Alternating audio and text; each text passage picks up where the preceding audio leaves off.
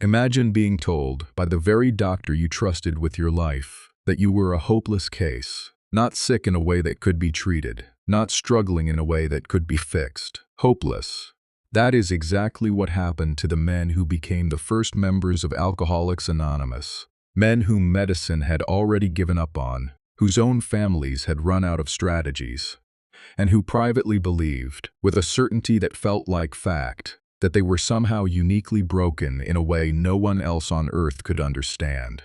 And then, against every expectation, something changed, not for one of them, for dozens, and eventually for millions.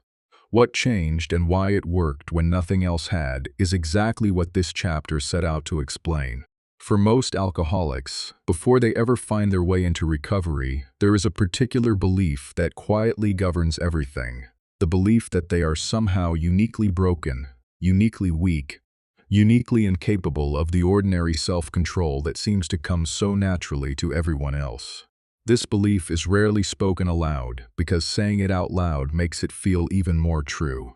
But it sits underneath the surface of nearly every struggling drinker's life, shaping how they see themselves long before anyone else ever confirms or challenges it.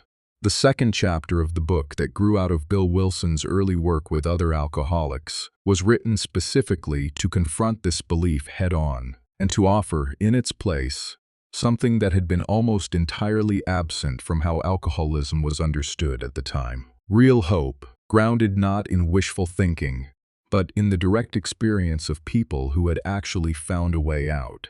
By the mid-1930s, when Bill Wilson and Dr.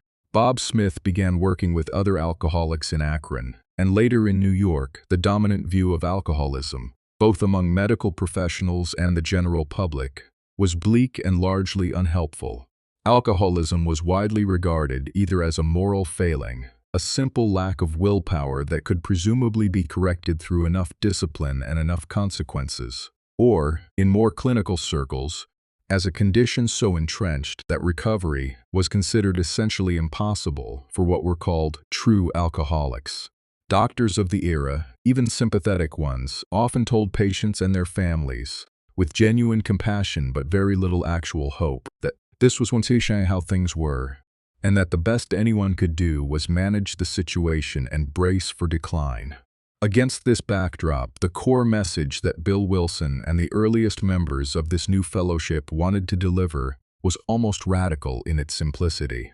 This condition, as hopeless as it appeared from the outside and as hopeless as it felt from the inside, had actually been overcome not through some abstract theory, but through the direct lived experience of specific people who could speak to exactly what that recovery required.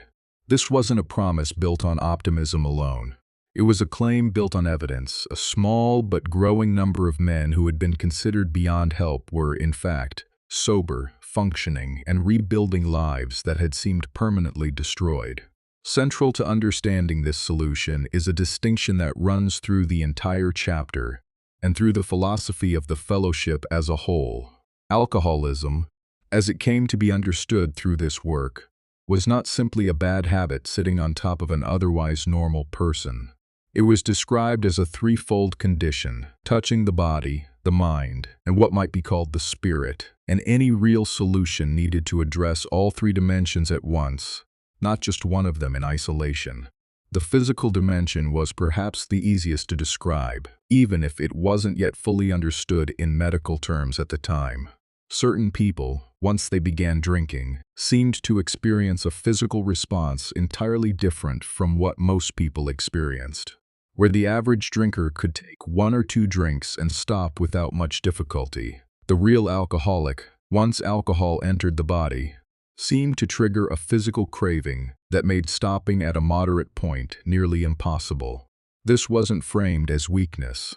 It was framed as something closer to a physical allergy, a reaction within the body that most people simply didn't share, and which made the entire idea of just drinking less fundamentally unworkable for this particular group of people, no matter how sincerely they wanted it to work. But the physical craving alone didn't explain the whole picture, because it didn't explain why someone would pick up that first drink in the first place, especially after so many painful consequences had already piled up. This is where the second dimension came in, a mental obsession that returned again and again, regardless of how much damage drinking had already caused. Alcoholics described, with striking consistency, a particular mental pattern, a conviction, seemingly arriving out of nowhere, that this time would be different, that they could control it this time, that the disasters of the past somehow didn't apply to the present moment. This obsession was described as being nearly impossible to reason away through willpower or intelligence alone, because it didn't operate like an ordinary thought that could simply be argued against. It returned with a kind of insistence that bypassed logic entirely, often at the exact moments when the person's own judgment, from the outside, seemed to have every reason to say no. The combination of these two factors, the physical craving once drinking began, and the mental obsession that kept bringing the person back to that first drink, created what the fellowship's early members described as an almost impossible trap. Willpower could sometimes hold the mental obsession at bay for a while, sometimes for a very long while. But eventually, for the real alcoholic, the obsession returned. The first drink was taken, and the physical craving took over from there, and the entire cycle repeated itself again, often with greater severity than before.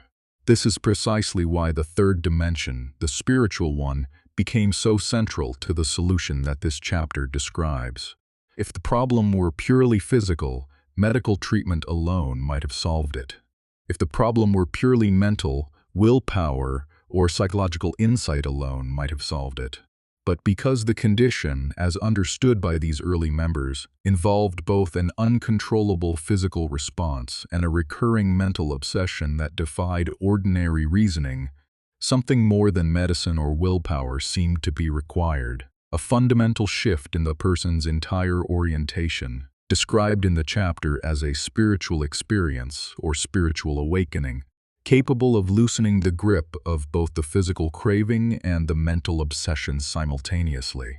This idea that a genuine spiritual experience could accomplish what medicine and willpower alone could not, was not simply a matter of faith stated without evidence. It was drawn directly from what Bill Wilson himself had experienced in that hospital room, and, crucially, from what the early members observed happening in each other as they began working together.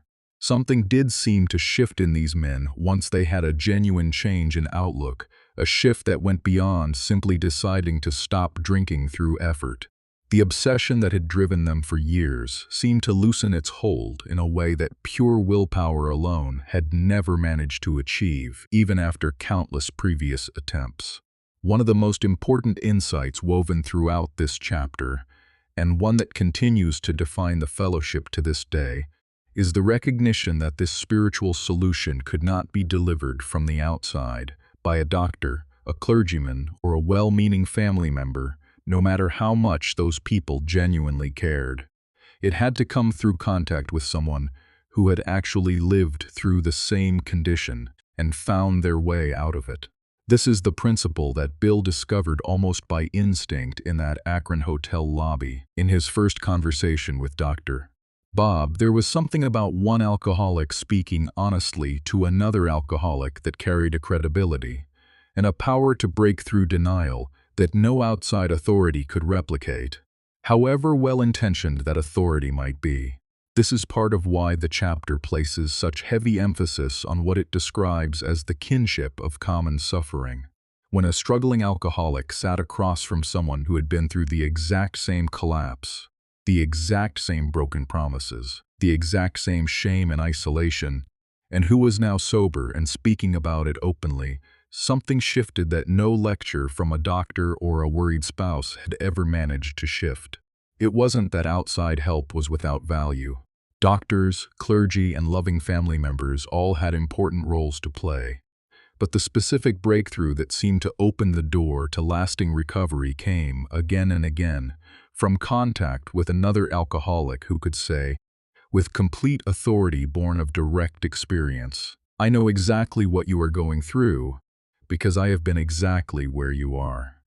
The chapter also addresses something crucial for families and friends of alcoholics, many of whom had spent years exhausting every possible strategy. pleading, threatening, hiding the alcohol, arranging interventions, offering ultimatums, all born of genuine love and desperation, and all, in case after case, ultimately falling short of producing lasting change. This wasn't presented as a failure on the part of these families. It was presented as evidence of just how deeply this condition operated, beyond the reach of ordinary appeals to love, reason, or consequence. And yet, embedded in this same recognition was the central message of hope that gives the chapter its title. Even though ordinary appeals so often failed, an actual solution existed, and it worked with a consistency that had never been seen before in dealing with this condition, provided the alcoholic was willing to engage honestly with it. Part of what made this solution so distinct and so much more effective than what had come before was its complete lack of hierarchy or professional distance. The men and women delivering this message weren't doctors treating patients from a position of clinical authority, nor religious figures delivering moral instruction from a position of spiritual authority. They were, quite simply, fellow sufferers speaking as equals, offering not expertise but companionship and shared experience. This equality turned out to be essential to why the approach worked where so many other approaches had failed. There was no room for the alcoholic to dismiss the message as coming from someone who couldn't possibly understand, because the person delivering it had lived through precisely the same devastation. The chapter is also notably honest about the limits of what this solution could promise. It does not claim that every single person who encounters this approach will recover, nor does it minimize how difficult and demanding real sustained sobriety would prove to be for many who tried. What it does claim, based on the direct experience of its earliest members, is that recovery was genuinely possible, even for those who had been told, by doctors and by their own families, that they were beyond help. This distinction matters enormously. The message was never that recovery would be easy. The message was that it was possible, and that possibility alone represented an enormous shift from the prevailing view of the time, which offered little more than resignation. Woven throughout this message of hope is a description of what the recovering alcoholics of that era discovered as they began working together. A fellowship built not around rules imposed from above, but around mutual support freely given, alcoholic to alcoholic, without payment, without professional credentials, and without any requirement beyond a genuine desire to stop drinking. This fellowship, still forming and still small at the time this chapter was written, was already showing signs of something remarkable. Men who had been considered hopeless cases, who had lost jobs, families, and any remaining self-respect, were staying sober not for weeks but for months and years, and were in turn reaching out to help still more alcoholics find the same path. This reciprocal structure, where every person who received help eventually became someone offering help to others, turned out to be one of the most important discoveries embedded in this early solution. It wasn't simply that receiving support from another alcoholic helped a struggling person get sober. It was that offering support to another alcoholic helped keep the person who was already sober. This insight, discovered almost by accident through Bill Wilson's own experience in that Akron hotel lobby, became one of the structural pillars holding the entire fellowship together. Recovery wasn't a one-time transaction between helper and helped, but an ongoing cycle in which everyone involved needed everyone else, regardless of how much time they had accumulated in sobriety. The chapter also speaks directly and compassionately to a particular kind of skepticism that many struggling alcoholics carried into their first encounter with this message, a skepticism Bill Wilson himself understood intimately from his own resistance to Ebby Thacker's message before his hospital room experience. Many alcoholics, especially those who considered themselves rational, intelligent, or simply too proud to accept what sounded like a religious solution, initially recoiled from any talk of spiritual experience or a power greater than themselves. The chapter addresses this resistance not by dismissing it, but by acknowledging it directly. explaining that this same resistance had been present in nearly every person who eventually found their way to lasting recovery, and that it did not need to be fully resolved before someone could begin the process. What mattered most, in the end, was not a fully worked out theology, but an honest willingness to consider that something beyond one's own intellect and willpower might be needed, and a genuine openness to finding out what that something might turn out to be for that particular person. This openness, described carefully and without insisting on any specific religious framework, was positioned as the actual starting point of the entire solution. The chapter does not demand that the reader accept any particular doctrine or belief system before beginning. It asks only for enough humility to admit that previous efforts, built entirely on personal willpower and self-management, had not worked, and enough openness to consider that a different approach, involving both honest connection with other alcoholics and some form of genuine spiritual reliance beyond the self, might succeed where everything else had failed. By the time this chapter was written, the fledgling fellowship had already accumulated enough real-world evidence to make a claim that would have seemed almost unbelievable only a few years earlier. Hopeless alcoholics, men and women who had been given up on by doctors, families, and often by themselves, were recovering, not occasionally or by rare exception, but with a consistency that suggested something real and repeatable was happening. This was the heart of what this chapter set out to establish, before moving forward into the more detailed explanation of exactly how that recovery worked in practice. Before explaining the steps, before describing the program in detail, it was essential to first establish, clearly and convincingly, that despite everything the struggling reader might currently believe about their own condition, a genuine solution existed, and that it had already worked for others who had stood exactly where that reader now stood. Convinced that they were a uniquely hopeless case, and about to discover that they were not alone, and that they were not, in fact, beyond help. The message of this chapter is simple, but its implications are enormous. There is a solution. For someone who has suffered from alcoholism for years, those 4 words can mean more than almost anything else. Because alcoholism can make a person believe that there is no way out. It can make them believe that they are different from everyone else, that they are hopeless, that they have tried everything, that they have failed too many times, that they have damaged too many relationships, that they have lost too much, that they will always return to the same place. And perhaps the most dangerous thought of all is, this is simply who I am. But this chapter challenges that conclusion. It tells us that alcoholism does not have to be the end of the story.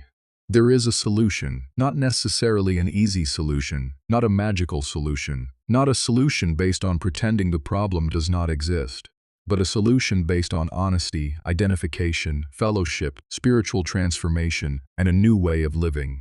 One of the most important ideas in this chapter is the recognition that alcoholism is not simply a matter of drinking too much. For the alcoholic, the problem goes deeper.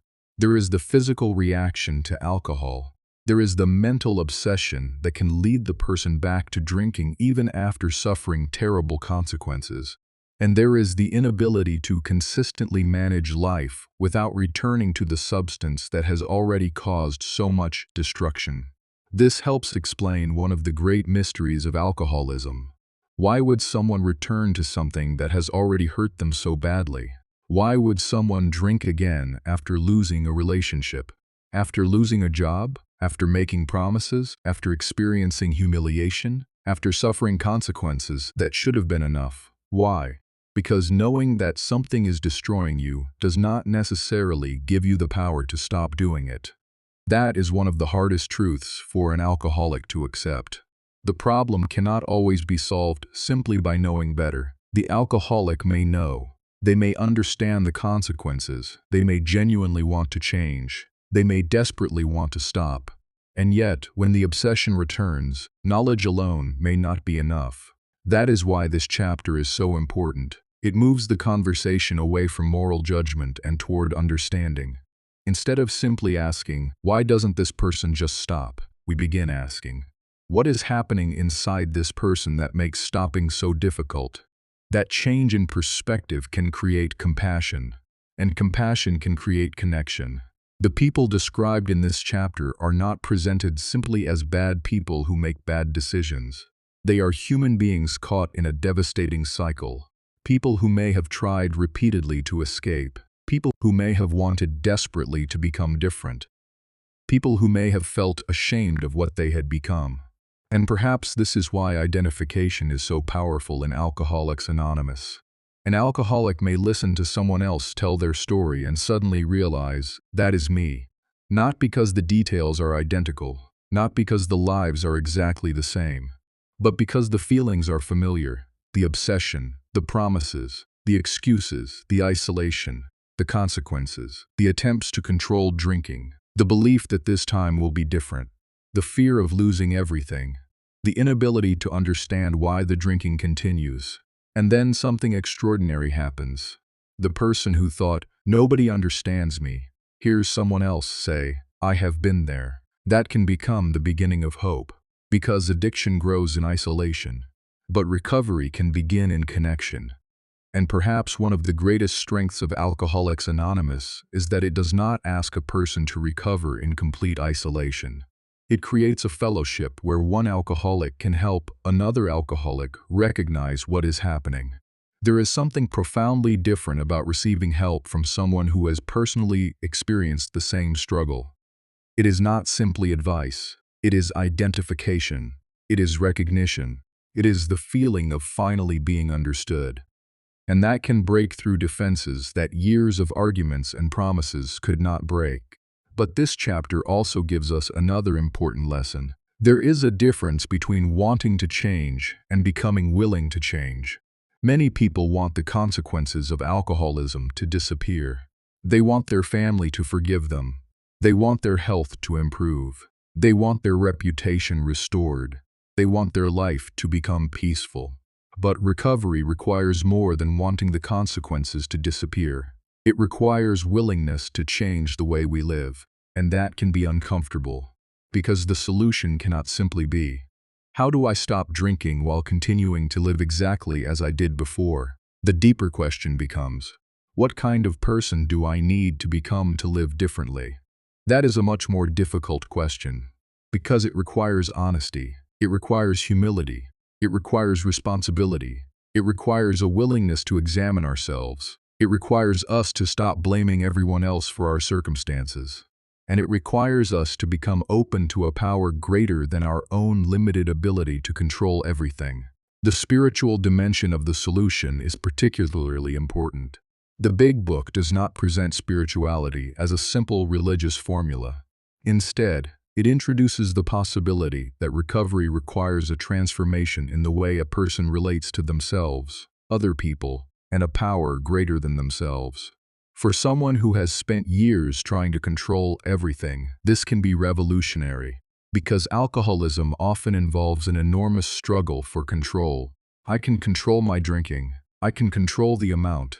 I can control when I drink. I can stop tomorrow. I can handle it. And eventually reality demonstrates that control is not working. The solution begins, in part, when the person becomes willing to admit, my own way has not worked. That admission can be painful, but it can also be liberating. Because once we stop pretending that we have everything under control, we become open to receiving help. We become teachable. We become willing to listen. We become willing to learn. We become willing to consider possibilities that we previously rejected. And perhaps that is what spiritual awakening begins with. Not having all the answers, but becoming willing to look beyond ourselves. The chapter also reminds us that the solution is not simply about avoiding alcohol. It is about finding a new way of living. Because sobriety without emotional and spiritual growth can leave a person vulnerable to the same patterns that once made alcohol seem necessary. If alcohol was used to escape loneliness, the person must learn how to connect. If alcohol was used to escape fear, the person must learn how to face fear. If alcohol was used to escape resentment, the person must learn how to deal with resentment. If alcohol was used to escape reality, Recovery requires learning how to live in reality. And reality will not always be comfortable. There will still be disappointment. There will still be loss.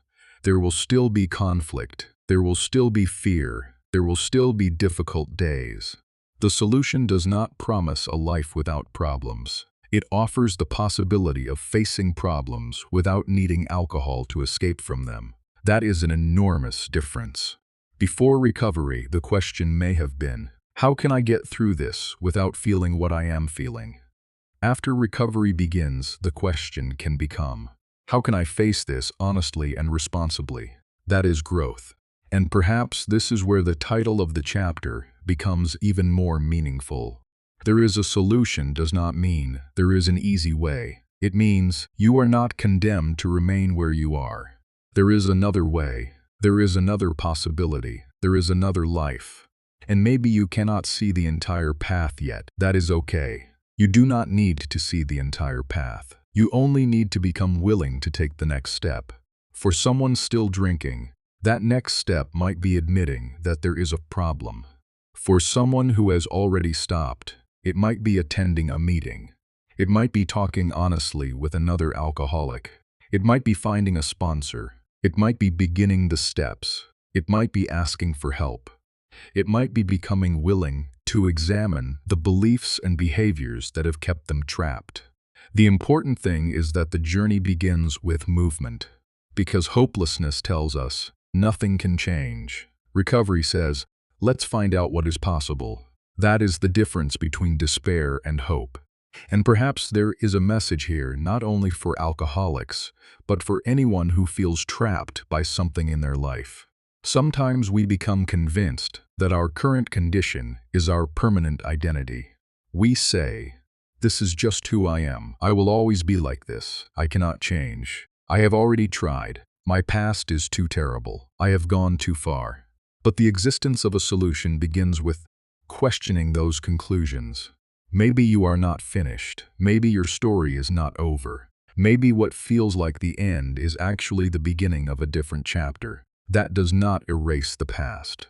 It does not erase the consequences. It does not erase responsibility. But it creates the possibility of transformation. And that is one of the most powerful ideas in recovery. You cannot change the past, but you can change what you do with it. Your past can become a source of shame, or it can become a source of wisdom. Your mistakes can become excuses, or they can become lessons. Your suffering can isolate you, or it can help you understand someone else who is suffering. Your experience with alcoholism can remain only a painful memory, or it can become a reason to help another alcoholic find hope. That transformation is at the heart of the fellowship. One alcoholic reaches another. One story gives another person courage. One person who has recovered becomes evidence that recovery is possible. And perhaps that is what makes the solution so powerful. It is not only an idea. It is demonstrated through people. People who once believed they could never stop drinking. People who once believed they had lost everything. People who once believed that their lives were beyond repair. And yet, they found another way. They learned to live one day at a time. They learned to ask for help. They learned to surrender the illusion of complete control. They learned to take responsibility. They learned to serve. They learned to live with other people. They learned to face themselves. And they discovered something that alcohol could never give them: freedom. Freedom from the obsession. Freedom from the constant cycle of promises and failures. Freedom from waking up wondering what happened the night before. Freedom from having to hide. Freedom from constantly trying to control something they could not control. Freedom to rebuild. Freedom to serve. Freedom to love. Freedom to become useful again. That freedom is not necessarily achieved in one dramatic moment. For many people, it is built slowly. One meeting. One honest conversation, one day of sobriety, one step, one apology, one act of service, one decision, one day at a time. And perhaps that is why the message of this chapter remains so powerful. It does not tell the suffering alcoholic, your life is over. It tells them, there is another possibility. So if someone is listening to this chapter today and feels completely hopeless, perhaps the most important message is this: You do not have to solve your entire life today. You do not have to understand everything today. You do not have to know exactly how recovery will unfold. You only need enough willingness to take the next step. Reach out, talk to someone, go to a meeting, listen, be honest, ask for help, and allow yourself to consider the possibility that your life can become different. Because perhaps the greatest enemy of recovery is not the fact that the problem is difficult. It is the belief that the problem is impossible. And this chapter challenges that belief directly. There is a solution. There is hope. There is fellowship. There is a path. There is a way to begin again. And perhaps the most beautiful part is that you do not have to walk that path alone. One alcoholic can understand another. One recovering person can give hope to another. One story can reach someone who is still suffering. And maybe somewhere tonight there is a person who believes they are beyond help. Maybe they have already tried to stop. Maybe they have promised everyone they love that this time will be different.